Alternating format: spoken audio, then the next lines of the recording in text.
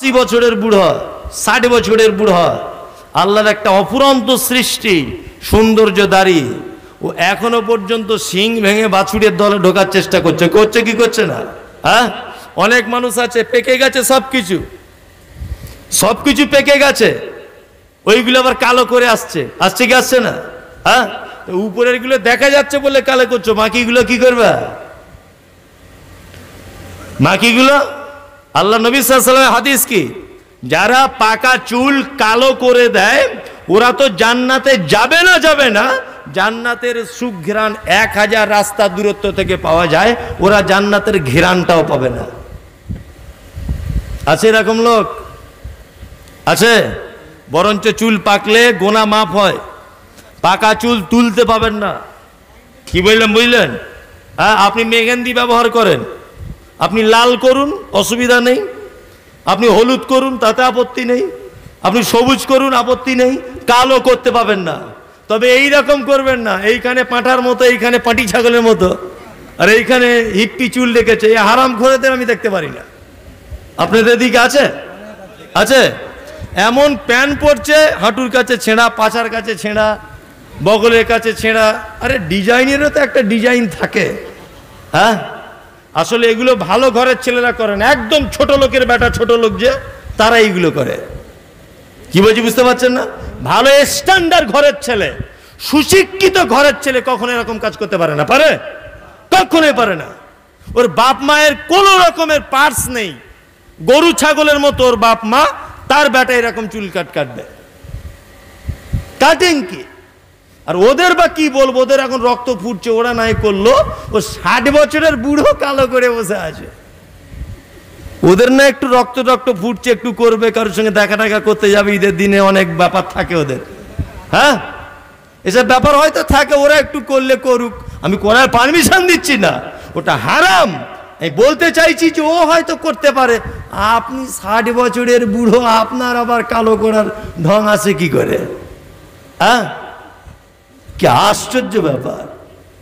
একদম চেঁচে চুচে পরিষ্কার করে এমন করে ঘুরছে, মনে হচ্ছে আবার বিয়ে দেওয়া যাবে ওকে। আশ্চর্য ব্যাপার। একদম এসব কাজ থেকে দূরে থাকবেন, আল্লাহকে না দেখে ভয়। হযরত আবু বকরের নাম শুনেছেন? হযরত আবু বকর, আপনাকে আর একটা কথা বলি, আবু বকর খুব বড় মাপের মানুষ ছিলেন। আবু বকর কত বড় মাপের মানুষ? আল্লাহ নবী সাল্লাল্লাহু আলাইহি ওয়াসাল্লাম বলছেন যে সারা পৃথিবীর মানুষের ঈমান একটা পাল্লাতে যদি তোলা হয়, আর আবু বকরের ঈমান যদি আর একটা পাল্লাতে যদি তোলা হয়, কার ঈমান ভারী হবে? আবু বকরের ঈমান ভারী হবে। আল্লাহু আকবার। আল্লাহ নবী সাল্লাল্লাহু আলাইহি ওয়াসাল্লাম বলেছেন, পৃথিবীতে মানুষ হিসাবে যদি কাউকে আমি বন্ধু হিসাবে মেনে নিতাম, হযরত আবু বকরকে মেনে নিতাম। আল্লাহু আকবার। হযরত আবু বকর সিদ্দিক রাদিয়াল্লাহু তাআলা আনহু, আল্লাহর প্রতি কত ভয় দেখুন। ইন্নাল্লাযীনা ইয়াখশাউনা রাব্বাহুম বিল গায়বি লাহুম মাগফিরাতুন ওয়া আজরুন কাবীর। আল্লাহ বলছে যারা আমাকে না দেখে ভয় করে। হযরত আবু বকর তখন মুখ্যমন্ত্রীর দায়িত্ব পালন করছেন কে? হযরত আবু বকর সিদ্দিক রাদিয়াল্লাহু তাআলা আনহু। হযরত আবু বকরের প্রত্যেক দিনের একটা কাজ ছিল, ফজরের নামাজ পড়তেন, ফজরের নামাজের পরে নিজের স্ত্রীর সঙ্গে দেখা করতেন, স্ত্রীর সঙ্গে দেখা করার পরে তিনি পাহাড়িয়া জমিনে অলিতে গলিতে ঘুরে ঘুরে বেড়াতেন। কার কি অভিযোগ, কে অসুস্থ তিনি দেখতেন, কার বাড়িতে চাউল নেই দেখতেন, কার বা কেউ কোনো বিপদে পড়ে আছে তিনি দেখতেন। তো হযরত ওমর মনে মনে ভাবছেন যে আবু বকর প্রতিদিন ফজরের নামাজের পরে চলে যায়, না জানি কি হয়, কি যে তিনি করেন, এটাই একবার দেখার আছে।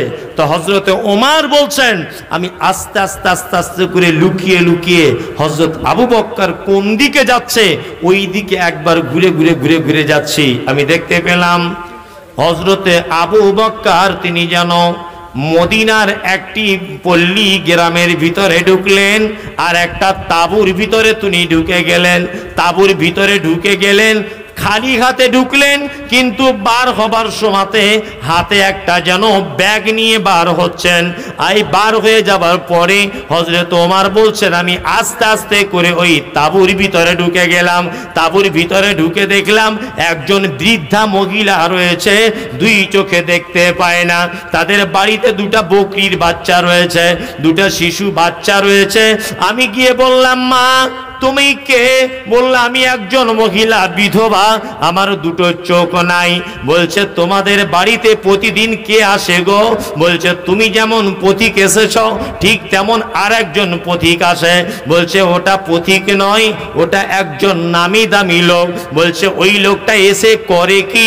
বলছে, আমাদের বাড়িতে ভোরবেলা করে আসে, আমাদের বকরিগুলো দুধ দহন করে দেয়।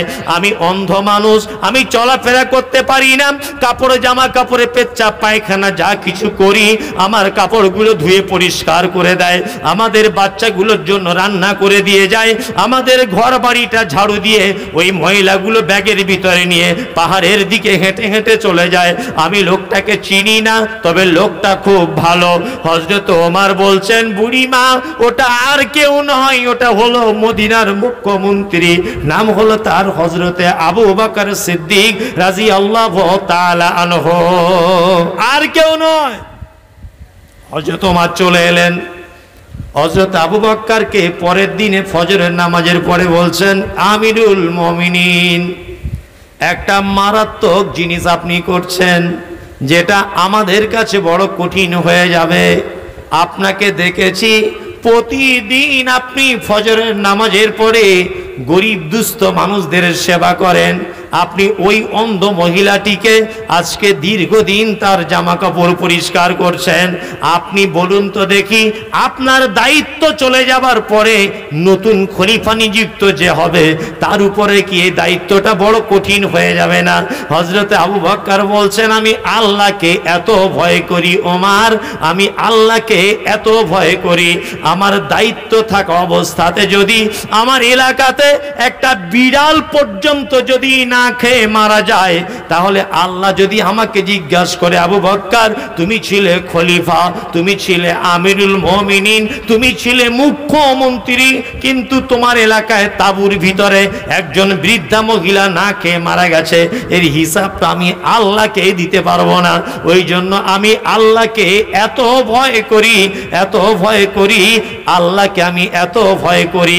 আসমান থেকে যদি একজন আহ্বানকারী আহ্বান করে বলে, সারা পৃথিবীর সমস্ত মানুষ জান্নাতে চলে যাবে, একটা মানুষ জাহান্নামে যাবে, আমি আবু বকর তবু আল্লাহকে এত ভয় করি, আমি আল্লাহর কাছে এত ক্ষমা চাই যে ওই একজনা মানুষের মধ্যে যদি আমি আবু বকর হয়ে যাই, তাহলে কিয়ামতের দিনে বাঁচা বড় কঠিন হয়ে যাবে, খুব কঠিন হয়ে যাবে। দেখুন, রাজ্যের মুখ্যমন্ত্রী তিনি তখন মদিনার রাষ্ট্রীয় প্রধান, নাম হলো তার আবু বকর সিদ্দিক রাদিয়াল্লাহু তাআলা আনহু, মুখ্যমন্ত্রীর দায়িত্ব পালন করছেন। ফজরের নামাজের পরে তিনি চলে চলে যেতেন, বিভিন্ন গরিব অসহায় মানুষদের পাশে দাঁড়াতেন। আমাদের দায়িত্বশীল মানুষদের, আমাদের যারা দায়িত্ব আছে, গ্রামের দায়িত্ব, মুখ্যমন্ত্রীর কথা বাদ দেন। সাইফুলের একটা ঘর এসেছে, তো ওকে গিয়ে রাতের বেলা বলছে, যদি 10,000 টাকা না দিবি তোর ঘর কেটে ওই মোক্তারকে দিয়ে দিব। এরকম ঘটনা আপনাদের দিকে ঘটছে? হ্যাঁ, ঘটছে, ঘটছে। সবই চোর বলছে আরেকজন, বলছে সবই চোর।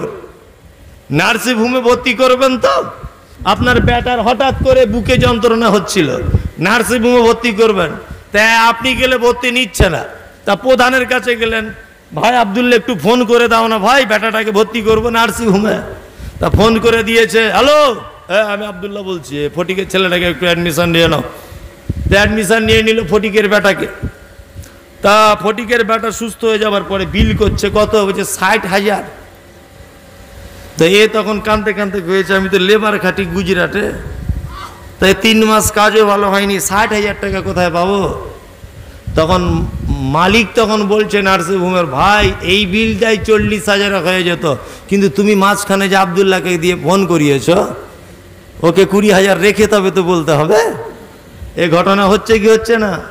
হ্যাঁ, সব আগেকার দিনে দেখেছি গ্রামে বিচার করতো কারা, মোরল কারা ছিল? মসজিদের ইমাম সাহেব।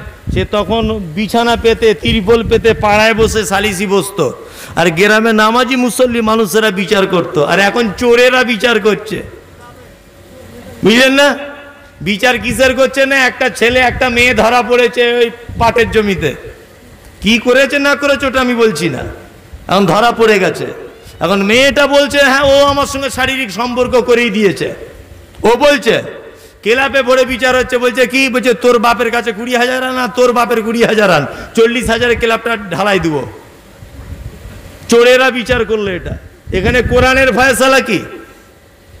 কোরআনের ফয়সালা 100 বেত্তের আঘাত মারতে হবে, 100 চাবুকের বাড়ি লাগাতে হবে।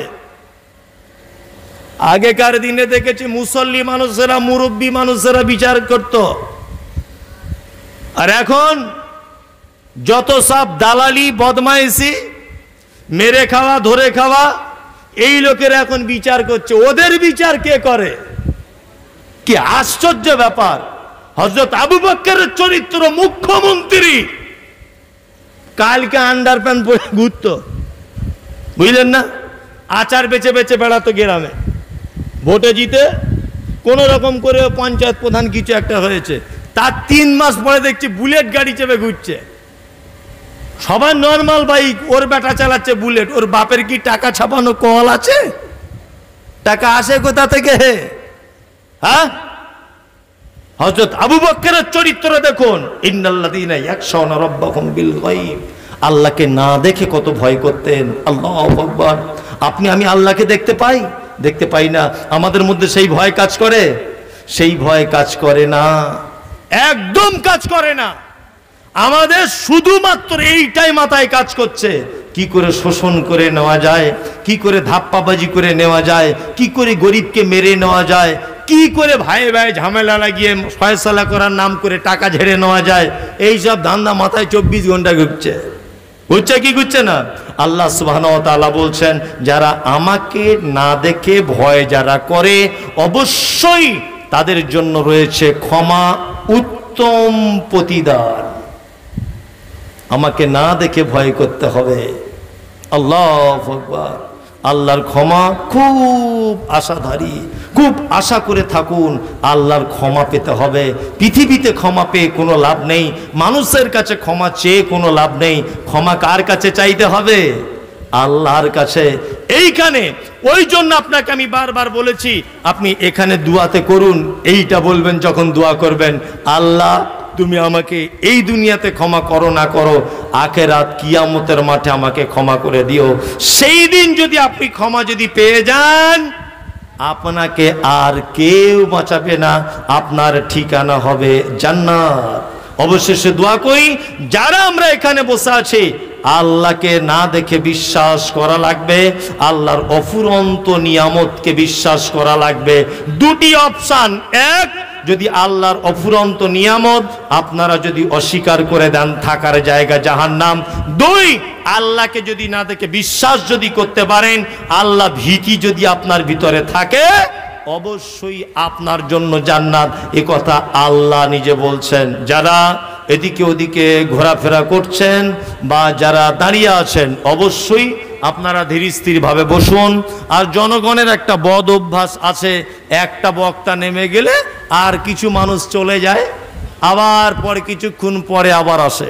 উনি এসেছেন বর্ধমান থেকে, ইয়াসিন ভাই বন্ধুবর মানুষ, একই জায়গাতেই প্রায় পাশাপাশিতেই থাকা হয়। যদিও আমার বাড়ি উত্তর 24 পরগনা, হ্যান্ডবিলে লিখেছে দক্ষিণ 24 পরগনা, ওরা জানে না হয়তো। বাড়ি আমার উত্তর 24 পরগনা, আর আমি থাকি বর্তমানে, মাদ্রাসা চালাচ্ছি বর্ধমানে, ওই ইয়াসিন ভাইদের পাশাপাশি আর কি। যাই হোক, তা উনি এসেছেন শুকরিয়া স্টেজে, আর আমারও টাইম শেষ, 12টা বেজে গেছে। আর যারা বসে আছেন আপনাদের কাছে বিনীত অনুরোধ, যা টুটা ভাটা ভাষাতে যা কিছু বললাম, আল্লাহ আপনাকে আমাকে সকলকেই মেনে চলার তৌফিক দান করুক, আমিন। যারা বসে আছে, আল্লাহ তুমি আমাদেরকে ক্ষমা করে দাও, আমিন। আল্লাহ আমাদের মধ্যে থেকে যারা চলে গেছে, তুমি তাদেরকে ক্ষমা করে দাও, আমিন। আল্লাহ যারা অসুস্থ, তুমি তাদেরকে সুস্থতা দান করো, আমিন। আল্লাহ খাস করে দোয়া করি, সারা ভারতবর্ষের এই কঠিন পরিস্থিতির সম্মুখীন আমরা, বিশেষ করে আমরা এমন এক সরকারের অধীনে বসবাস করছি যে হাদিস কোরআন এক কথায় মানুষের অন্তরের ঈমানের পর্যন্ত শত্রু।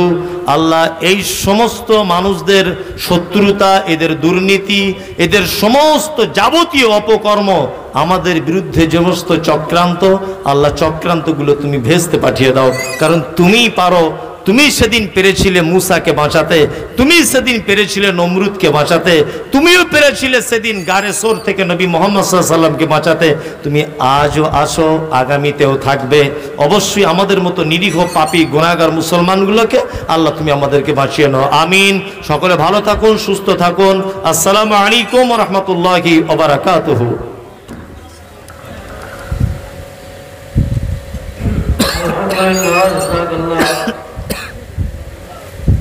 পানি